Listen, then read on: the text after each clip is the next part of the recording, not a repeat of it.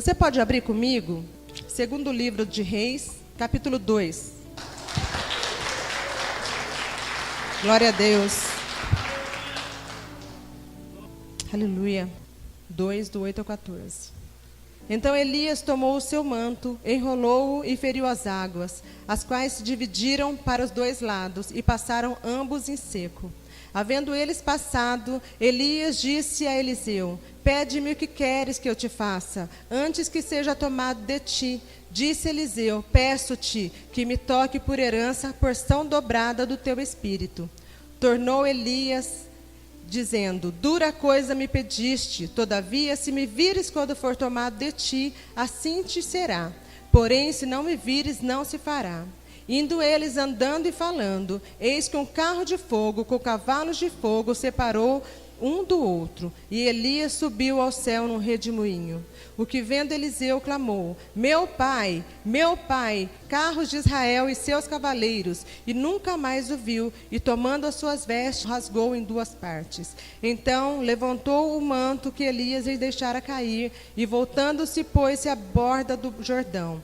Tomou o manto que Elias lhe deixara cair, feriu as águas e disse: onde está o Senhor, Deus de Elias? Quando ele feriu então as águas, elas se dividiram para um lado e para o outro, e Eliseu passou. Aleluia, vamos orar? Senhor, Tu és grande e poderoso, Pai. Senhor, nós estamos aqui esta noite, nós não viemos aqui passar nosso tempo, nós não viemos aqui encontrar nossos irmãos, Senhor, que nós amamos tanto, mas nós, Senhor, viemos aqui para ouvir a Tua voz. Senhor, Tu, Deus, que conhece cada necessidade de cada irmão, cada irmã que está aqui nessa noite. É o Senhor, Deus, que tem primazia nesse culto. É a Sua presença, Senhor, que pode quebrar os grilhões que tem, Senhor, amarrado, Deus, e não deixado os irmãos romperem, Senhor, em algumas áreas. Senhor, então nós chamamos a Tua presença poderosa e gloriosa, tocando, Senhor, cada vida aqui. Em nome de Jesus, eu paraliso toda obra contrária contra essa casa de oração, e também paraliso toda obra contrária contra a sua casa e contra a sua mente. E eu declaro, Senhor, para a glória do Senhor Jesus, que a sua mente, meus irmãos, serão cativas ao trono de Deus, e a semente que será plantada nessa noite, ela produzirá muitos frutos para a glória do Senhor Jesus. E aquilo que se levantou contra nossas vidas, nós paralisamos em o nome de Jesus Cristo, porque agindo Deus, ninguém pode impedir. Haja, Senhor, no nosso meio. Tu tens liberdade de agir, liberdade de curar, liberdade de libertar, Senhor. Nós chamamos aqui, Senhor, o poder do Senhor para nossas vidas nesta noite, em o nome de Jesus. Aleluia. Queridos, nós estamos vivendo os últimos dias nessa terra. Os últimos. E o Senhor, Ele tem uma pressa, uma urgência em restaurar a sua noiva. Quantas pessoas entendem isso? O Senhor tem pressa em restaurar a sua igreja. A igreja tem que estar adornada e preparada para o dia do Senhor. E esses dias, eles estão próximos de acontecer. Em Malaquias 4:6, diz que o Senhor, nesses últimos dias, converterá o coração dos pais aos filhos e dos filhos aos pais. E é sobre isso que eu quero falar com vocês essa noite. O relacionamento aqui que nós vimos de Elias, de Eliseu, era muito mais do que simplesmente ele querer uma porção dobrada, querer o que Elias queria, o que Elias tinha. Eles tinham um relacionamento de pai e de filho. Quando Eliseu está caminhando ali com Elias, e ele vê Elias sendo tomado num carro de fogo, ele não se preocupa com sinais miraculosos. Muitas vezes, como igreja, nós nos preocupamos somente com sinais. Quando Eliseu vê Elias subindo naquele redemoinho, ele grita: oh, aleluia, glória a Deus, é fogo, é cavalo. Não, o que ele grita? Meu pai, meu pai. Muitas vezes nós estamos na igreja tão preocupados com sinais. E os sinais nos acompanharão, tá? Não estou pregando contra sinais. Os sinais nos acompanharão. Eu creio nisso e eu vivo isso. Eles nos acompanham. E haverá sinais aqui nessa noite, manifestação de poder. Só que eu quero trazer para a sua vida algo muito mais significativo, que é a paternidade, que é ter um pai espiritual. Eliseu, ele só se tornou Eliseu que multiplicou, né? Ele fez mais milagres que Elias, porque ele entendeu algo simples. Quando ele foi chamado, e ele estava trabalhando, ele deixou as suas juntas de boi, né? Fez o sacrifício. A palavra diz então que ali ele começou a seguir. Ele seguiu Eliseu o tempo todo. O texto anterior aqui, se nós olharmos, Elias diz: olha, eu vou ser tomado por Deus. Fica aqui que eu vou ser tomado. E ele fala: não, eu vou contigo. Aí eles param em outra região. Vieram os outros discípulos, disseram para Eliseu: Eliseu, você sabe, ele vai ser tomado hoje, para de andar atrás dele. E ele fala: não, eu vou continuar, calem-se. Deixa eu te contar uma coisa, segura. Quando Deus te dá uma orientação, muitas vezes os irmãos não vão entender. E muitas vezes vão querer parar o processo. Não vai não, para, fica aí onde você está. Só que Eliseu entendeu. Eliseu falou: calem-se, eu sei o que eu tenho que fazer. E depois o próprio Elias falou: Eliseu, fica aqui, que eu preciso passar o Jordão. Ele falou: não, eu vou contigo. E Elias então percebeu que existia um propósito. E eu quero falar com vocês sobre a paternidade. Eu quero falar para vocês um processo de paternidade que acontece nas nossas casas. Primeiramente, em nossas casas. Hoje, por que tem quebrado esse processo, esse entendimento do que é um pai espiritual, do que é um Deus que é todo poderoso, que Ele criou todas as coisas, mas que também é pai? Muitas vezes nós temos um relacionamento com Deus, poderoso, criador, mas temos algo dentro de nós que nós não conseguimos falar pai, paizinho. No Antigo Testamento eles não conheciam o pai. O pai foi se revelando no Novo Testamento. A glória foi tão poderosa que Deus não nos chama mais de servos, mas de filhos. Mas esse processo tem sido rompido, porque a paternidade tem sido esmiuçada. Dentro das nossas casas, muitos filhos, eles estão crescendo sem a presença do pai. Você conhece algum filho que cresceu sem a presença do pai? E um pouco mais longe, muitas vezes o pai está ali, presente, mas o pai é ausente emocionalmente. Os filhos não têm qualquer comunicação afetiva com o pai. E quando isso se rompe, as nossas relações, elas começam a ser relações brandas, relações frias. Porque tudo começa com o pai. Um filho que sofre a privação de um pai desenvolve medo de vínculos afetivos profundos, e a sensação que ele tem é de exclusão de afetividade. Então, olha, querido, isso aqui é muito profundo. Por quê? Você sabe qual é a pressa do inferno? Uma das, né? Porque eles têm várias pressas. Sabe qual que é? É romper com a figura de paternidade. Os desenhos infantis, eles rompem com a figura do pai. Um exemplo é o Rei Leão. O Rei Leão, logo no começo, ele pede quem? O pai. A figura do pai, sabe? Satanás, ela está roubando essa figura do pai. E nós, como igreja, principalmente os homens, tem que entender esse princípio, querido. A paternidade é uma bênção de Deus para a sociedade.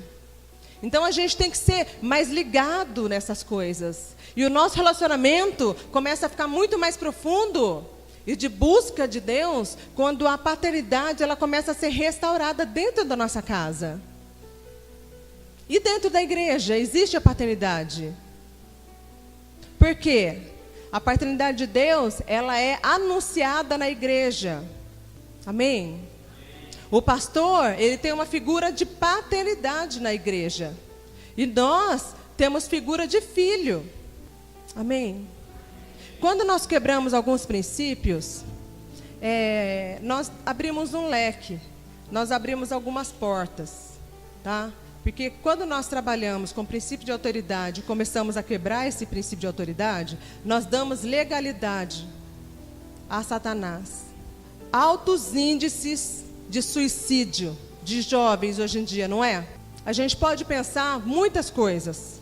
Só que o rompimento de família é o que tem mais trazido essa ausência no coração de Deus. Porque tudo começa em casa. Tudo começa lá.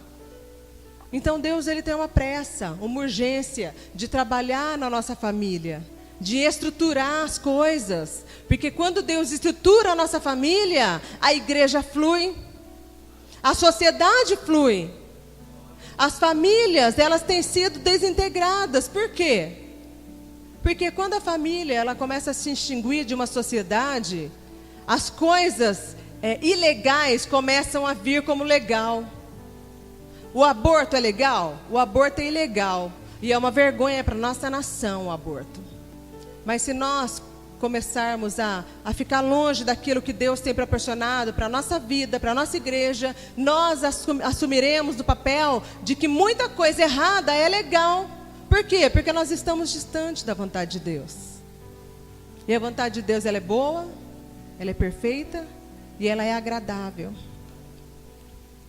O pai, ele tem um papel fundamental na sociedade. E para buscar esse papel fundamental na sociedade, querido, quanto mais você conhecer a Deus, mais o seu sacerdócio vai se tornando real na sua vida, real na sua casa.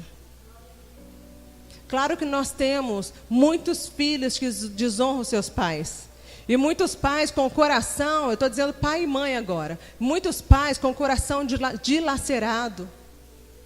Porque você fez tudo pelo seu filho. Você deu de tudo. Você deu amor. Você foi um pai presente, uma mãe presente. E esse filho te entristece. Esse filho deu seu coração amargo, quebrado. E o Senhor, Ele quer restaurar o seu coração nessa noite. Sabe, mãe, o Senhor, Ele quer restaurar o seu coração. Pai, porque com o seu coração restaurado, você não somente vai trazer para perto o filho que está longe, mas vai abraçar muitos outros filhos. Como aquela canção, eu serei pai de multidão. Amém. Pais espirituais. A nossa nação, ela precisa de pais espirituais. O que são os pais espirituais? É como Paulo dizia, por causa de vocês, tenho dores de parto. Será que nós temos dores de parto por alguém que não é nosso? Que não é nosso sangue? Nós devíamos ter.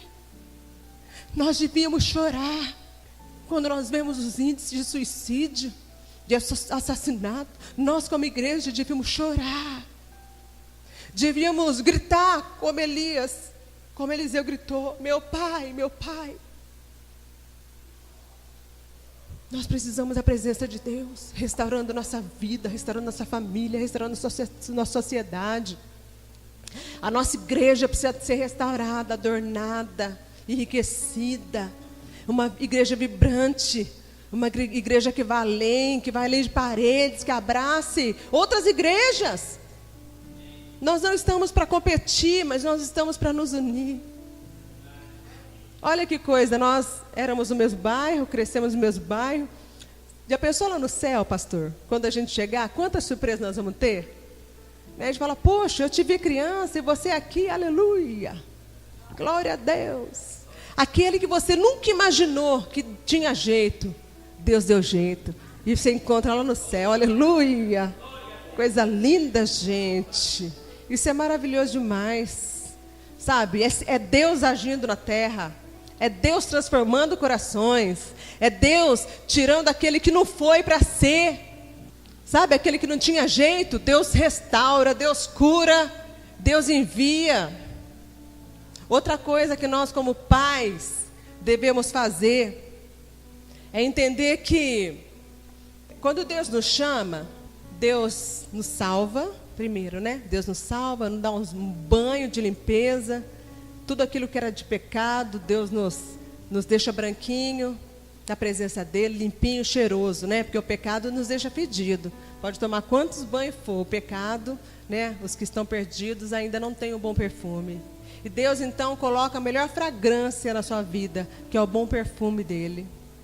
E aí Deus te chama, Deus te restaura, Deus te cura, Deus te ensina e Deus te envia. Amém? Nós pais também temos que cuidar dos nossos filhos, ensinar a caminhar, ensinar a palavra de Deus. E nós também temos que enviar. Sabe por que eu estou dizendo isso? Porque os pais, não sei se é o seu caso, eu vou contar estatisticamente. Existem muitos pais hoje que os filhos são adultos, mas tem o que dentro da casa deles? Um ninho pronto. O filho está casado, o filho tem a sua família, mas ele tem o quartinho dele lá, montadinho. Então o filho ou a filha tem um problema conjugal, o que ele faz? Volta para o ninho. Bonito, né? Não, não é. O Senhor diz que nós somos como águia. Nós até cantamos aqui. Nós somos como águia. Sabe como a águia trata o seu filhote? Quando ela tem o seu filhotinho, ela faz o ninho e deixa o ninho bem aconchegante, quentinho e fofinho. E ela vai então, busca a comidinha, mastiga a comidinha e dá no biquinho da águiazinha. Aí aquela águia, ela começa a ficar mais esperta, ela abre os olhos e começa a enxergar. Então a mãe águia, ela busca o alimento, já não dá mais da boquinha. Ela deixa do ladinho do ninho para a águiazinha procurar a comida e comer. E aí a águia começa a ter a sua pena, ela começa a criar a sua penugem, e a mãe então percebe que algo está acontecendo. Está na hora da águia aprender a voar. Sabe o que a águia faz com o ninho? O ninho não é mais quentinho. A águia, ela começa a tirar tudo aquilo que era fofo do ninho. Tudo aquilo que era fofinho, ela começa a tirar. E começa a aparecer aqueles galhos pontudos, né? Porque eles fazem de pedaço de árvore. Então o ninho começa a ficar pontudinho. E a águia, ela começa a sacudir ali, porque não está mais legal aquele ambiente para ela. Até que a águia pega o seu pequeno filho, leva para a borda do ninho, e dali, sabe o que ela faz? Ela empurra a águia. E ele vai voar. O que eu quero dizer com isso, queridos, é que nós, como pais, exercendo uma paternidade também espiritual dentro de nossos lares, precisamos ter condição de formar pessoas autônomas. Homens e mulheres que saibam decidir, que saibam viver nessa terra. Tem que deixar o filho andar de ônibus, sim. Hoje em dia, todos os pais levam e traz, leva e traz, leva e traz. Tem algumas situações que nós precisamos fazer isso. Mas não pode ser via de regra. As pessoas precisam amadurecer, crescer e viver. Porque senão fica uma sociedade infantilizada. De mimimi. É ou não é? Você conhece alguém assim, que tem 30 anos, mas parece que tem 15? Muitas vezes começou no ninho. Vamos botar essas águias para voar, amém? E nós, como igreja, Deus quer também uma igreja madura na terra. Deus quer que eu e você produza. Deus quer que eu e você alce grandes voos, amém? Você quer voar? Você quer crescer? Tem que romper algumas coisas. Guarda no seu coração a honra. Nós, como igreja, muitas vezes nós desonramos os nossos líderes. Nós desonramos nossos pastores, muitas vezes coração quebrado, né? De tanta tristeza, de tanta desonra que acontece. Mas por quê? Porque as pessoas não aprendem a ter honra, não aprendem a honrar. Escola hoje, né? Tantas professoras assim, sofrido, porque os alunos estão... Não vou nem dar uma palavra, não sei nenhuma palavra que dê para isso, né? Mas a falta de educação é muito grande, a falta de honra. Quando nós éramos criança, meu pai chegava do trabalho cansado, e nós somos 6 filhos. E a gente fazia fila para tirar o sapato do meu pai. E dava briga, viu? Porque um queria tirar na frente do outro. Isso é honra, querido. Eu acho que isso não existe mais. Não sei se existe, né? Isso é honra. E sabe o que me trouxe aqui? Talvez isso. Filha, eu tive um pai que foi amoroso, que foi provedor e que foi cuidadoso. E graças a Deus eu pude honrar o meu pai enquanto ele era vivo. E hoje, como mulher, eu tenho um marido que é uma bênção na minha vida, que é provedor, que é zeloso conosco e que nos ama. E como nascida de novo, como crente, como minha irmã na fé, eu tive pastores também que foram provedores, que foram amorosos e que cuidaram de nossa família. Isso é honra. Eu não sei como está o seu coração nessa noite, não sei como você está recebendo isso. Mas eu sei que Deus tem ensinado a nossa caminhada a ficar mais doce, com alguns ensinamentos que vêm direto dele para nós. Deus, ele quer converter o coração dos pais aos filhos. e dos filhos aos pais. 1 Reis 19, 21. Quando Deus nos chama, então, para o ministério, quando Deus nos tira desse mundo pecaminoso e nos traz para um lugar de alegria, de cura, de restauração, Ele não traz somente para que a gente fique sentado e como uma águiazinha, esperando sempre o alimento vir na nossa boca. Nós também temos que fazer algumas coisas. Eliseu aqui nos ensina algo. E aqui é um princípio. 19 e 21. Voltou Eliseu de seguir a Elias, tomou a junta de bois e os imolou. Com aparelhos de boi, cozeu as carnes e deu ao povo e comeram. Essa partezinha aqui, ó. Então se dispôs, seguiu e servia a Elias. Então, quando nós chegamos, nós temos que ter o coração disposto para servir, ok? Para servir. A gente fala muito de servir, né? Só que às vezes a gente não serve. A gente gosta de ser servido. Isso é da nossa humanidade, né? Mas para que a gente possa fluir e alcançar, assim como Eliseu alcançou, né? A dupla honra ali. Assim como ele alcançou, ele queria o dobro do espírito de Elias, e ele conseguiu, por quê? Porque primeiro ele se dispôs, e ele servia a Elias. Interessante, né? Não era Elias que servia o discípulo, mas era o discípulo que servia Elias. Olha que tremendo. Que muitas vezes é o inverso. Eu me converto, vou para a igreja e eu sou servido. Isso acontece, tem que acontecer até uma maturidade acontecer. Firmar os nossos passos. Mas depois nós precisamos servir, trabalhar, agir, né? Correr, fazer algo. Quando ele diz, meu pai, nós vemos um intenso relacionamento de pai e filho, intenso. Quando ele vê, caminhando ali, que viu Elias sendo tomado, o coração dele partiu de uma tal forma que ele falou a glória de Israel. Os cavalos, quando ele fala os cavalos e os cavaleiros, né? Ele está dizendo, a força de Israel está indo embora, meu pai, meu exemplo. E ele rasga suas vestes em sinal de luto, de dor, porque ele estava perdendo o exemplo dele. Nós temos que ter pessoas nas nossas vidas que sejam um exemplo para nós.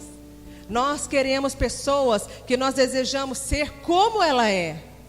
Como ela é. E a paternidade nos leva a ser melhor do que o pai aqui na terra. Porque um filho geralmente se torna, né? Tem um emprego melhor do que o pai, porque foi bem cuidado. Por isso que Eliseu fez mais milagres. Porque ele tinha um pai que era um referencial. E nós, igreja, precisamos ser referencial de Deus nessa terra, amém? Precisamos ser esse referencial. Dentro da palavra de Deus, o reino de Deus, ele é feito de princípios.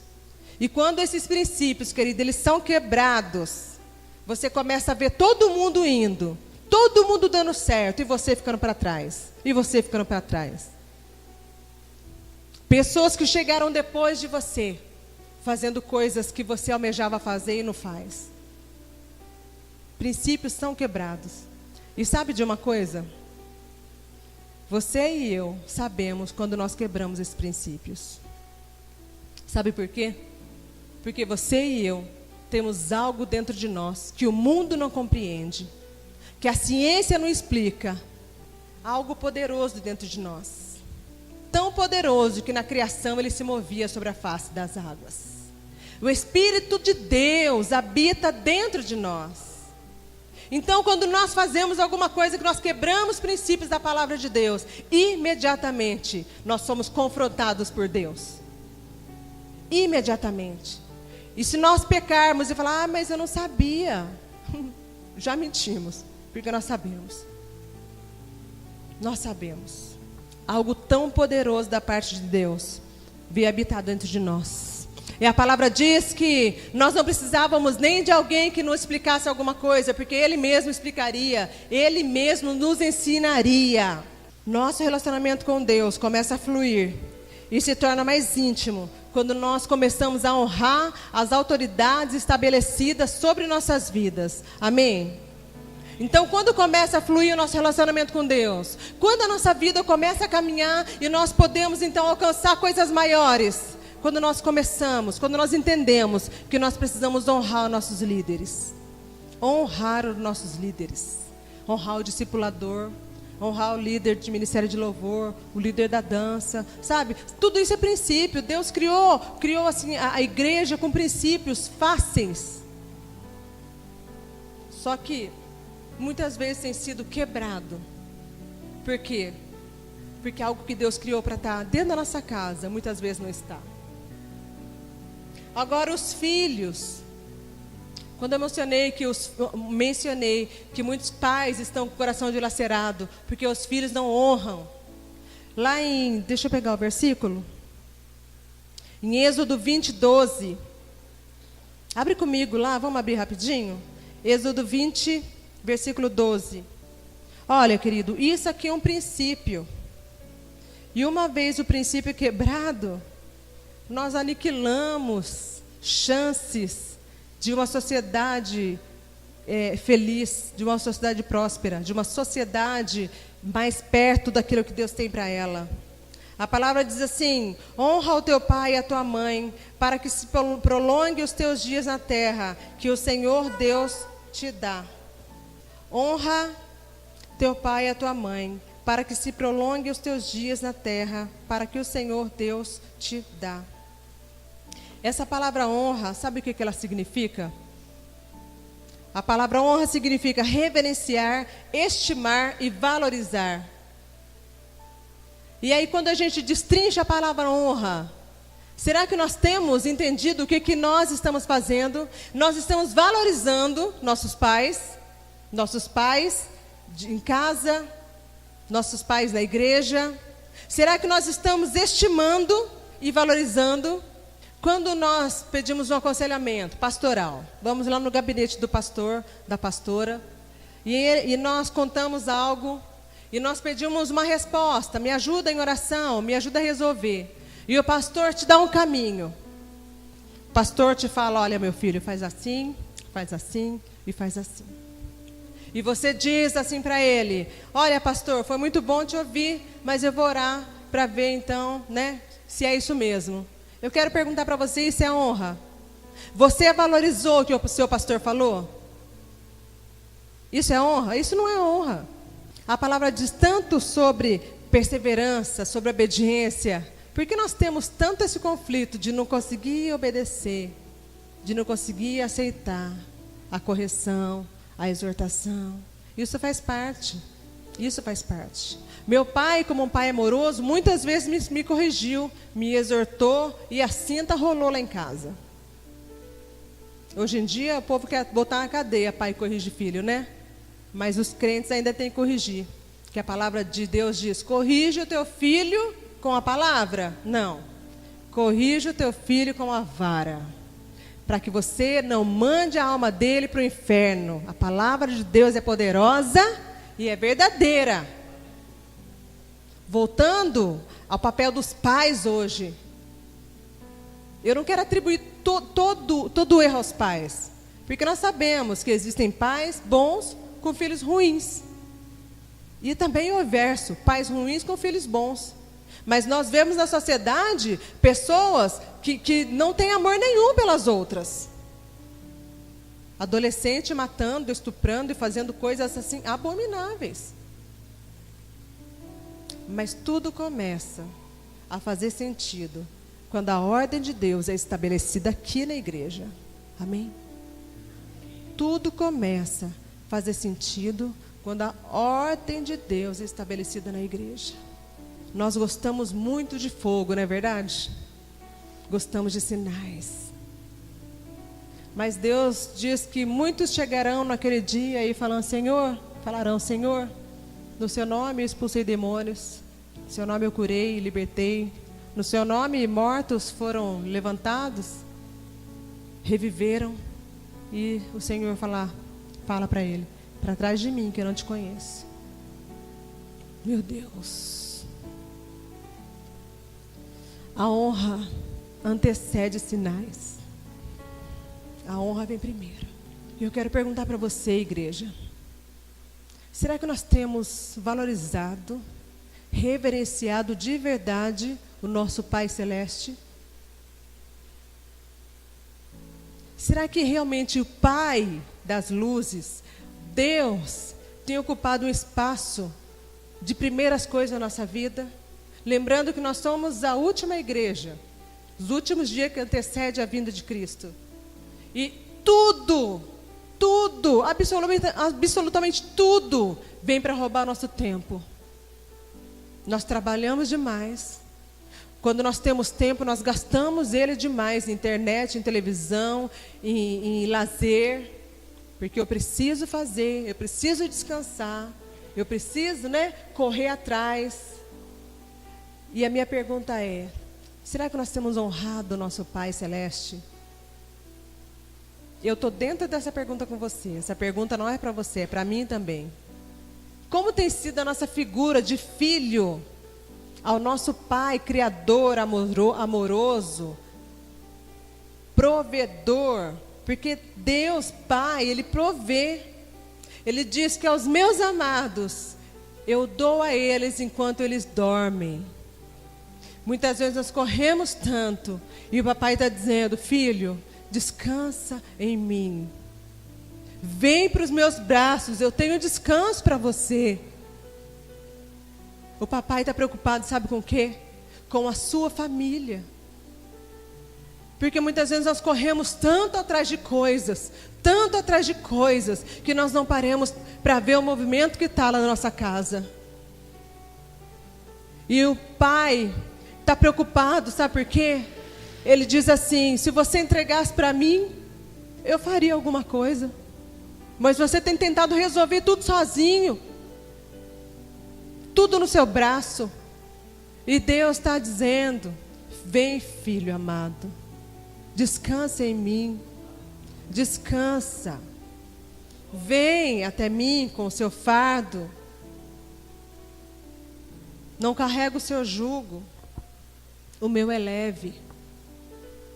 Quando Jesus estava naquele madeiro, Ele carregou tudo ali.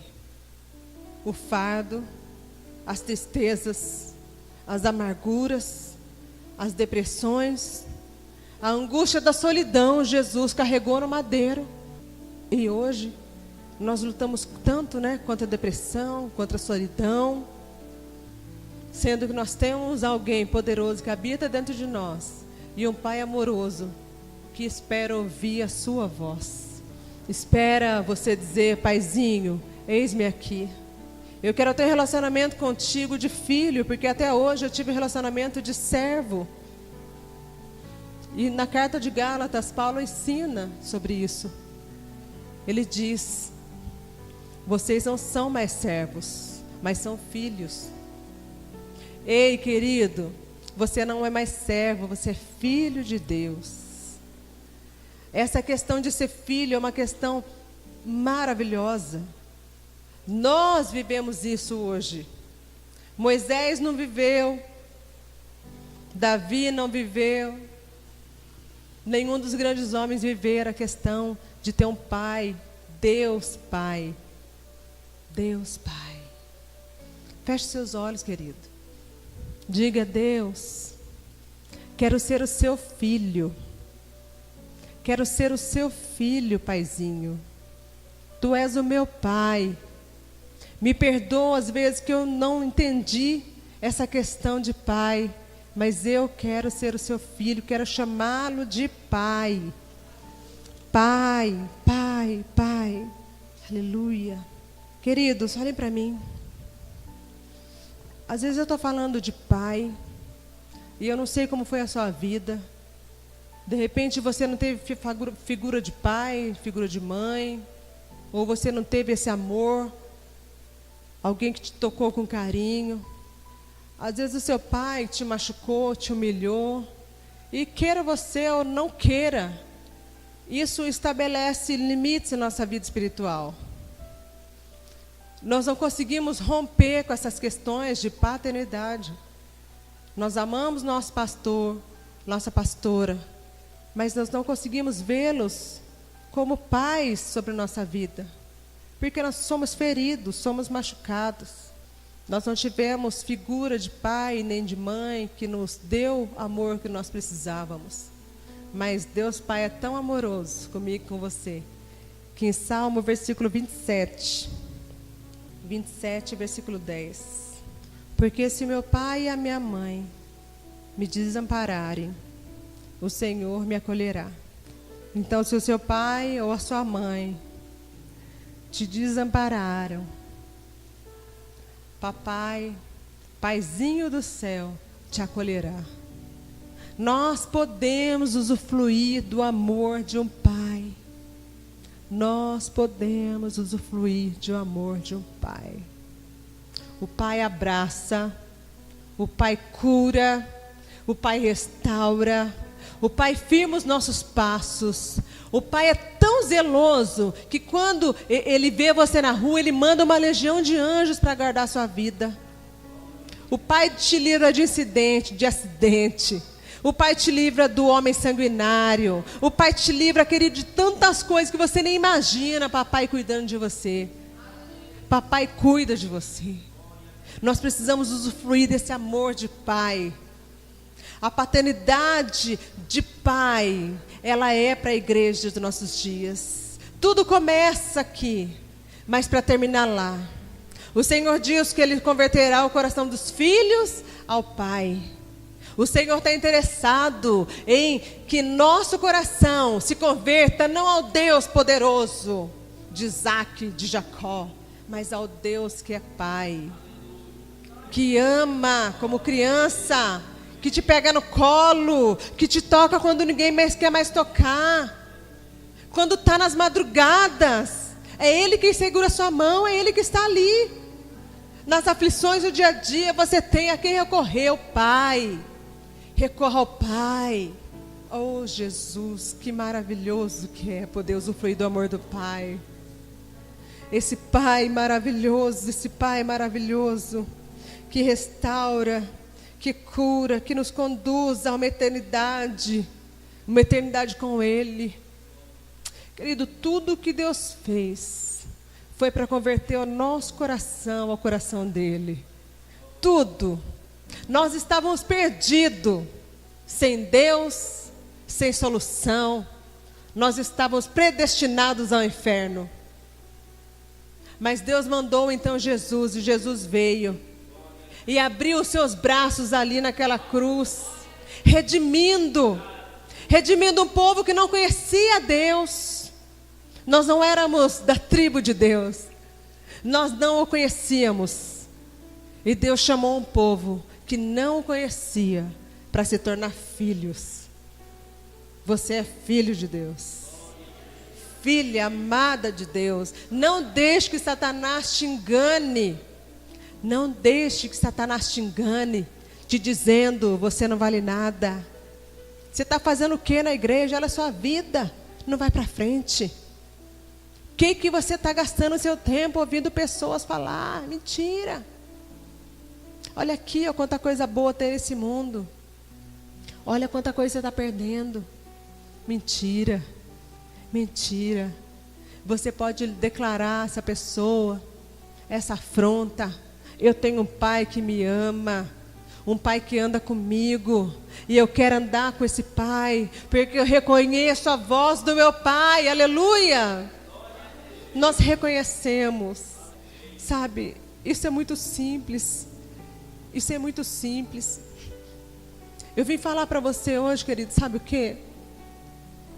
Que Deus não nos chamou para ser religiosos. Deus não nos chamou para ficar marcando lugares na cadeira da igreja. Deus nos chamou para ter um relacionamento de filho e pai. Olhem para mim, querido. Deus chamou uma igreja para ser filho de Deus, Pai. Deus não chamou você para viver uma mediocridade religiosa, não. Deus chamou você para viver um absurdo de uma vida abundante, tendo um Pai poderoso. Deus não vai deixar faltar porque Ele é Pai. Deus estará com você porque Ele é Pai. Deus cuida da sua família porque Ele é Pai. Pai, Pai. Pai, meu Pai, meu Pai. Eu fico pensando nessa frase. Eu acho que Deus, não que Ele tenha uma necessidade, porque Ele não tem. Jesus, Deus, são adorados 24 horas. Mas eu acredito, sabe no quê?